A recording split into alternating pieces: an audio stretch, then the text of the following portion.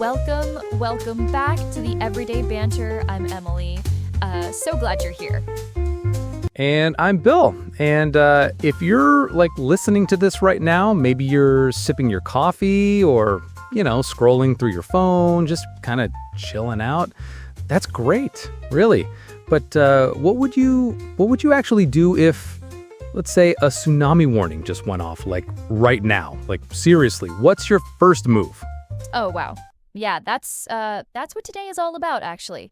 We're not trying to, fearmonger here. No doomsday vibes from us. Nope. Definitely not. Just real talk, I guess, about how to not totally lose your mind when a disaster hits, because it happens, So let's be honest, Emily. Disaster prep is, it's a lot like flossing, isn't it? We all know deep down we totally should do it. We really do.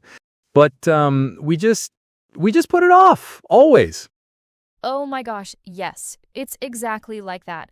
Until, of course, your entire apartment is shaking or your phone is just blaring this terrifying siren at 3 a.m.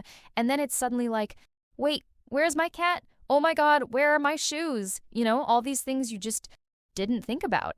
Exactly. And that's the thing. Most people, they just kind of assume they'll figure it out, when it actually happens. I'll just react in the moment. But disasters, they don't send you a calendar invite. They don't give you a heads up email. It's just bam. Yeah. There's no hey, next Tuesday, prepare for chaos. No. Nope. No Outlook reminder for a tsunami next week. So you're kind of stuck, aren't you, with that whole oh, I'll get to that later mentality. It's just not how it works. So, okay, leading right into that then, our first big, super practical tip is have a real emergency kit. And no, a single sad granola bar and a dead flashlight bill, they just don't count, all right? Yeah, absolutely. We're talking about actual usefulness here, not just checking a box. And, FEMA, they recommend the absolute basics. You're talking about 3 days of water, non-perishable foods, a good flashlight, a first aid kit, obviously, a radio, a phone charger, and any extra medications you might need. Those are the fundamental building blocks. But, let's be real. What about the doesn't suck part of that kit, right? So, pro tip number 1 from us. Throw in a hoodie you actually enjoy wearing, not just some ratty old thing. And stacks you actually like. Don't be putting in MREs if you hate them. And seriously, a copy of all your important documents on a USB stick. Think about that stuff. Oh, definitely. Important documents are huge. And also, Emily, something I think people forget a lot, your pet stuff. Your dog is not going to be happy living off of almonds and ibuprofen, okay? They need their food, their water, their meds. Oh my gosh, yes, pet parents, you know this struggle already.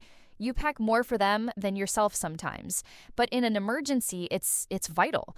And think about extra blankets or a comfort item, a book even. Something that just brings a little bit of normalcy to a not normal situation. Yeah, because the goal here is not just to survive, right? It's to survive and, not totally lose your mind. So little things that make it more tolerable. Maybe a deck of cards? You never know. Totally. Or a tiny little portable coffee maker if you're like me and you can't function without it.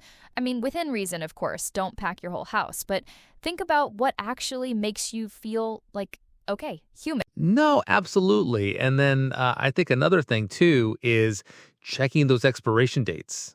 Don't just pack it and forget it for 5 years. That water can go bad. Those food items will go bad. So a little maintenance goes a long way. Oh, yeah, you got to rotate that stuff out, just like rotating your tires, It's a regular maintenance thing. Set a reminder in your phone. So, okay, we've talked about what to pack, right? But what about where to go? Because Hawaii, recent events there really showed us this, I think. If you don't know your evacuation route, you're already behind. Seriously. Yeah, absolutely. It sounds so simple, but it's often overlooked. Like you really need to look up those elevation maps, know where the high ground is, and especially if you're near the coast or in wildfire zones, you need to practice getting there. Like physically actually go that route. Practice it like in your car. What if traffic's bad? What if that road's closed? Do you have a secondary route? Exactly. And I think, a huge vulnerability here are tourists, right? Like if you're traveling, if you're in an Airbnb or a hotel, you need to ask them what their disaster plan is. Like what do we do if something happens? Oh my gosh, yes. And if they just look at you blankly and go, then like guess what? That is the plan, and that's not a good plan. Right. That's not a good sign. So, have that conversation because, we're seeing it more and more. Things pop up, you just never know. So, knowing that escape route, knowing where to go, that's almost as important as having your kit because you might have the kit, but if you can't get out. Yeah, if you're like stuck, right? And it's not just about like huge dramatic like tsunami warnings or whatever. It's also, I mean, even like local flooding, right? Or a chemical spill nearby, just understanding like which direction is up, which direction is away. Totally. And if you have kids too, maybe talk about it with them in an age appropriate way. Like, hey, this is our meeting spot. This is where we go if this happens. That way, everyone's on the same page. It just reduces a lot of that uncertainty and panic when things do go sideways. Yeah, just like a fire drill plan at home. Like, where do we meet up if the smoke detector goes off? It's just an extended version of that for like your neighborhood or your city. Seriously, just take an hour, map it out. It's not that complicated, but it's vital. So, speaking of knowing what's going on and where to go, let's talk about information, right? Because I think a lot of us, myself included, we get our news from social media. And social media is great for memes, don't get me wrong, but it is just terrible for accurate disaster info. Like, just truly awful. Oh my gosh, Bill, yes. I mean, how many times have we seen like, people sharing like a hurricane track that's like 3 days old, or like a flood warning that actually expired, or like your friend Chad just like taking a picture of like a slightly overflowing ditch. Like, no, that is not official information, people. Right. That's not helping anyone. You need to really download apps like FEMA, the Red Cross, or like the Pacific Disaster Center. Those are the ones that send real-time alerts. They're verified. They're not, relying on like Chad's Instagram story, as you said. Exactly. Like these are the apps that will actually, give you the legitimate updates, not just like what your neighbor thinks is happening or some like old, weather map. And this is a big one for me, and I've been guilty of it. Enable emergency alerts on your phone. Like, I know they're annoying sometimes, right? Like, they go off at 3 a.m. and they scare the heck out of you. And you're like, oh my gosh, I'm just going to turn these off. Don't. Please don't do it. Oh, I've done that. I'm not going to lie. Like, I had one go off and it was like a flash flood warning for like 3 counties over. And I was like, okay, that woke me up for no reason. But then, like, the one time it's for your county, you're going to be like, oh, crud, I wish I hadn't turned that off. Yeah, exactly. It's like when the siren goes off, right? Like you hear it and your first thought might be, "Oh, is that a test? Is that real? Is it for me?" And you're looking for like official confirmation, and you know what? By the time you get that official confirmation, it might be too late. Oh, completely. It's like, how many times have we heard stories of people who like just wasted precious minutes? They were like, oh, I'm just going to double check Facebook, or I'm just going to wait for the local news channel to confirm, or my neighbor's not moving yet. And then those minutes just poof, they're gone. And then you're stuck. Yeah, being 5 minutes early in a disaster is like way, way better than being 5 seconds too late. Seriously, think about it. Like those crucial moments, they can determine everything.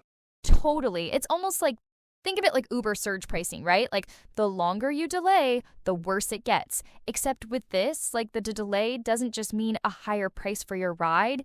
It could mean actual disaster. And you can't like refund your life, there's no undo button. That's a grim but very accurate analogy. You can't just cancel and get your money back. Like once it's happening, and every second, every minute counts. So yeah, if the siren's blaring, if the alert's on your phone, if your neighbor's running, don't wait for the official, like, okay, everyone, proceed with evacuation now. Just go.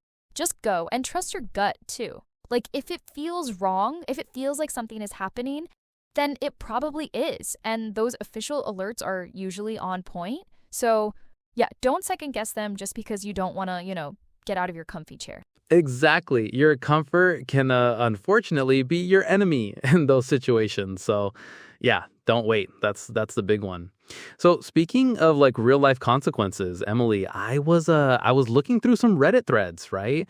After some of the recent like Hawaii evacuations and stuff. Yeah. And oh man, the stories people shared they were something else. Oh, I can only imagine, like the chaos, the panic. What were some of the highlights or lowlights, I guess? Well, one guy, bless his heart, he posted about how he grabbed his Nintendo Switch, right?